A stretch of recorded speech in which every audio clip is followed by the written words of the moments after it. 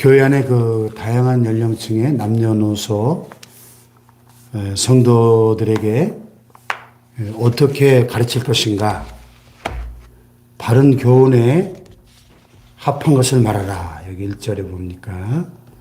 오직 나는 바른 교훈에 합한 것을 말하여 그랬습니다. 바른 교훈. 바른 교훈은 뭐죠?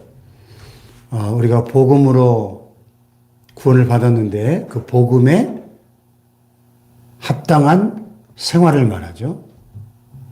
복음에 합당한 생활.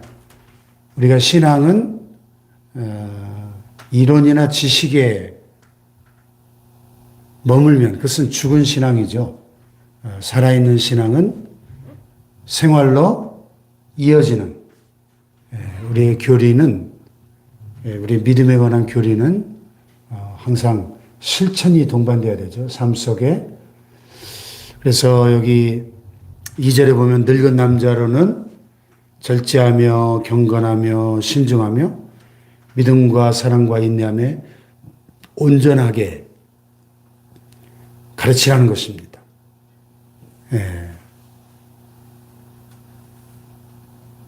늙은 남자에게 절제를 가르치라는 것이 조금 고개가 갸우뚱할 수 있어요. 절제는 젊은 사람에게 필요한 것이 아닐까 생각되는데, 오늘 이 시대를 보면 이 늙은 남자들에게도 절제가 필요하다는 것을 우리는 깨닫게 됩니다.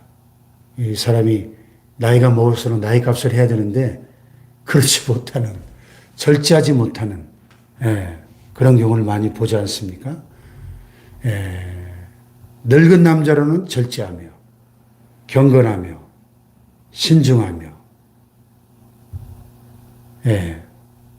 사람이 늙어갈수록, 나이를 먹을수록 더 절제하고 경건하고 매사에 더 신중해져야 되는데 오히려 그 거꾸로 가는 경우가 많다는 거죠.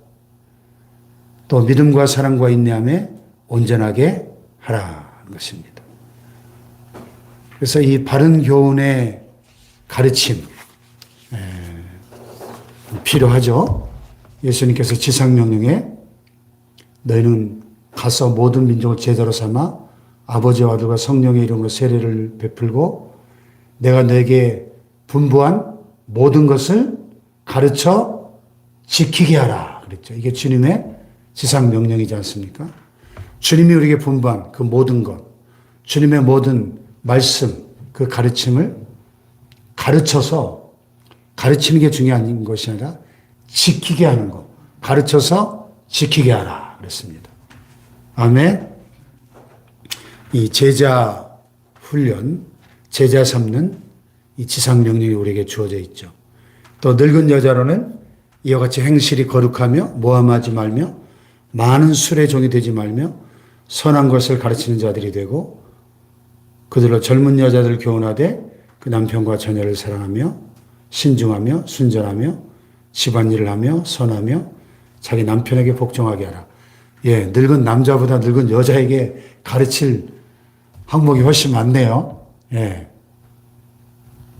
교회 안에서 늙은 여자들이 복음에 합당한 삶을 살지 못할 때 교회를 크게 어지럽게 하고 교회를 참 힘들게 만드는 경우를 많이 보았습니다. 제가 부목사로 있을 때도 보니까 연세 많이 드신 권사님들이, 권사의 직분이 뭐예요? 권사의 직분이 담임 목회자를 도와 기도와 또 말씀, 권사가 뭡니까? 권면하는 사람이 권면하는 사람. 낙심한 자를 찾아가 위로하고 권면하고 신앙의 어머니로서 교회의 어머니가 되어야 되는데 보니까 계속 모여가지고 쓸데없이 교회 흉보고 담임 목사 욕하고 교회 안에 모든 분란의 진원제. 그래서 목사님 그냥 몇몇 문제 일으키는 권사님들 때문에 맨날 금식해야 되고 우리 교육자들 전체가 막 특별 기도를 해야 되고. 여러분, 교회 안에 두 종류의 교인이 있는 거 아세요? 담임 목회자를 기도로 돕는 동역자가 있고요. 목사로 하여금 기도하지 않을 수 없게 만드는 교인이 있대요. 기도로 돕는 교인이 되겠습니까? 담임 목사가 기도하지 않을 수 없는 교인이 되겠습니까, 여러분? 예? 참, 이건 진짜 비극이에요. 담임 목사가 기도하지 않을 수 없게 만드는 교인 많거든요. 오늘 한국교회 안에. 늙은 여자들 가운데 행실이 거룩하고 모함하지 말고 많은 술의 종이 되지 말고 선한 것을 가르치는 자리 되고 마땅히 그래야 되지 않겠어요? 아니 신앙의 열렬이 더 깊어져서 권사 정도 됐으면은 교회 안에서 신앙의 어머니가 돼야 돼. 모든 부분에 본이 돼야죠. 거룩하고 모함하지 말고 많은 술의 종이 되지 말고 범사에 선한 것을 가르치는 자들이 되고 젊은 여자들을 교훈하고 남편과 자녀를 사랑하고 신중하고 순전하고 집안일을 하고 선하고 자기 남편에게 복종하는 아니 이런 교회의 신앙의 어머니가 돼야 마땅하지 않겠어요? 왜냐하면 이는 하나님의 말씀이 비방을 받지 않게 하려 합니다. 아멘.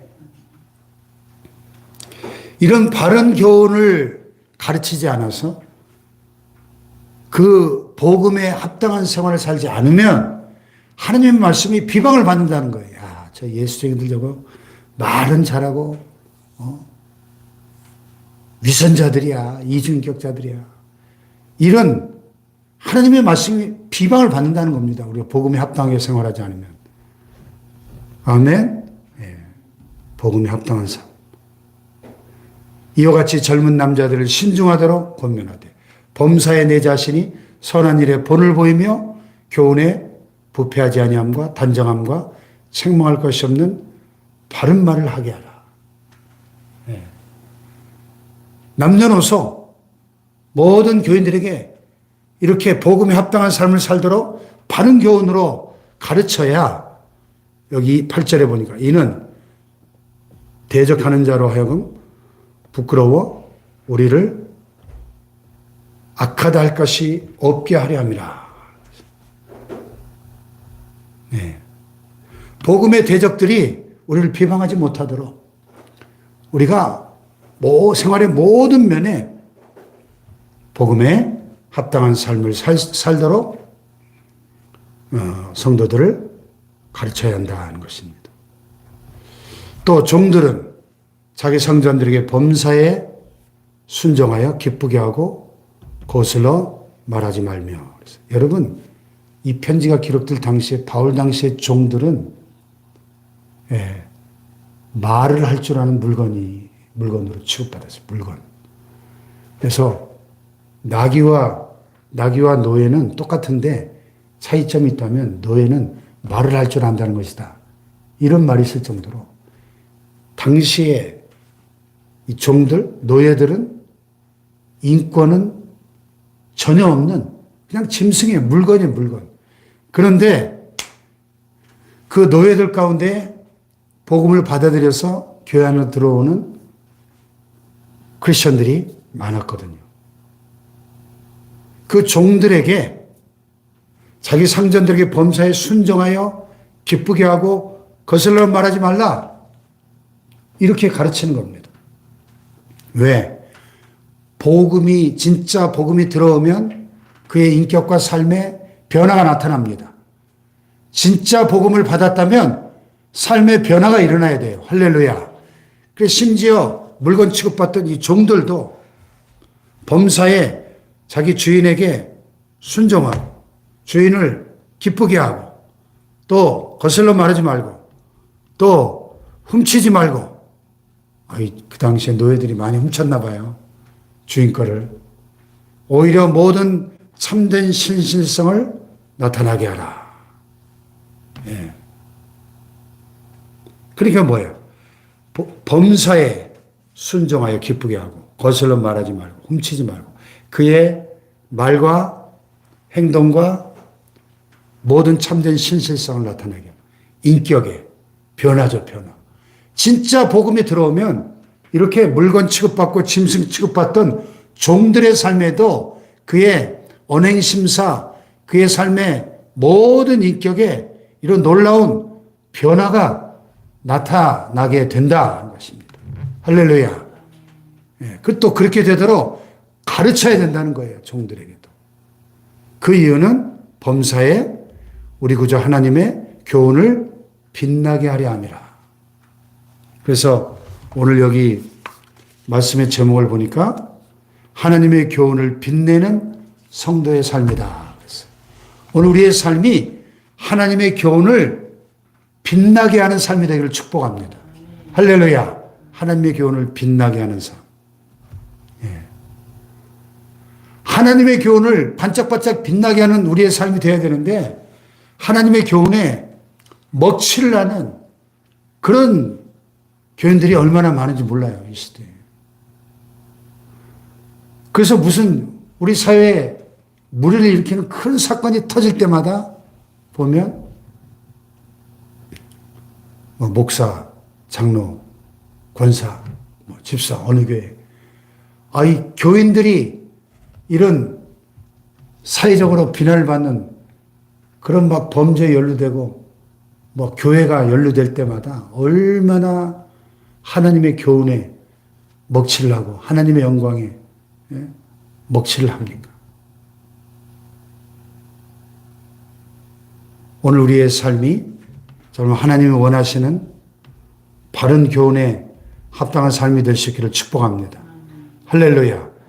모든 사람에게 구원을 주시는 하나님의 은혜가 우리에게 나타났는데 그 우리를 구원하신 우리에게 은혜 주신 그 이유가 뭐예요? 우리를 구원하신 이유가 12절에 보니까 우리를 양육하시되 경건하지 않은 것과 이 세상 정욕을 다 버리고 신중함과 의로움과 경건함으로 이 세상에 살고 우리를 구원하신 목적이 단지 우리가 죽은 다음에 천국 가는데 있는 것이 아니라 이 세상에 사는 동안에 우리를 양육하시되 경건하지 않은 것 세상 정욕 다 버리고 신중함과 의로움과 경건함으로 이 세상에 살아가도록 그래야 하나님의 교훈이 우리를 통하여 빛나니까 할렐루야. 또 복스러운 소망과 우리의 크신 하나님 구주 예수 그리스도의 영광이 나타나심을 기다리게 하셨다. 복스러운 소망. The blessed hope. 복스러운 소망이 뭐예요? 복스러운 소망. 우리 주 예수 그리스도의 다시 오실 그 재림의 소망이죠. 주님의 재림으로 인하여 임하게 될 주님의 나라, 영원한 하나님의 나라, 그게 우리의 복스러운 소망이죠. 복스러운 소망과 우리의 크신 하나님, 구주 예수 그리스도의 영광이 나타나심을 기다리게 하셨다. 할렐루야. 자, 예수 그리스도를 뭐라고 표현했어요? 우리의 크신 하나님 구세주. 예수 그리스도. 할렐루야. 예수 그리스도는 우리의 크신 하나님이십니다. 우리의 구주가 되십니다. 할렐루야. 네. 예수 그리스도는 세계 4대 성인의 한 분이 아니라 우리의 크신 하나님 구주 예수 그리스도라고 분명하게 말씀하고 있습니다. 그 예수 그리스도의 영광이 나타나심을 기다리게 하셨다. 그 예수 그리스도의 영광이 언제 나타나요? 재림하시는 그날에 큰 영광과 능력으로 하늘의 천군 천사들과 함께 다시 오실 그 주님의 나타나심을 기다리게 하셨다. 재림의 소망, 재림을 우리가 사모하고 고대하며 살아가야 될 줄로 믿습니다. 할렐루야. 그게 우리를 구원하신 구원의 은혜 주신 목적이에요. 14절에 보니까 그가 우리를 대신하여 자신을 주시면 모든 불법에서 우리를 속량하시고 우리를 깨끗하게 하사 선한 일을 열심히 하는 자기 백성이 되게 하려 하셨다. 할렐루야. 죽은 다음 천국 가는 게 다가 아니고 우리를 대신하여 자신을 주신 목적이 뭐예요? 십자가에서 자기의 생명을 주신 목적이 뭐예요? 모든 불법에서 우리를 속량하셔서 우리를 깨끗하게 하시고 선한 일을 열심히 하는 자기 백성이 되게 하기 위해서 할렐루야 우리를 구원하셨다는 겁니다. 아멘. 그래서 이것을 말하고 권면해서 모든 권위로 책망해서 누구에게서든지 업신여김을 받지 말라. 디도 목사에게 선배 바울 목사가 권면한 것입니다. 오늘 우리의 삶이 이렇게 하나님의 교훈을 빛내는 아름다운 삶이 되기를 축복합니다. 기도합시다. 말씀 붙잡고 하나님 바른 교훈에 합당한 삶이 되게 하옵소서. 복음에 합당한 삶을 살게 하여 주시옵소서. 우리의 말과 행동과 인격과 삶의 모든 면에서 하나님의 말씀이 비방을 받지 않고 하나님의 교훈이 더 영광스럽게 빛나는 삶이 되게 하여 주시옵소서. 우리 주여 세 번 부르고 기도하겠습니다. 주여, 주여.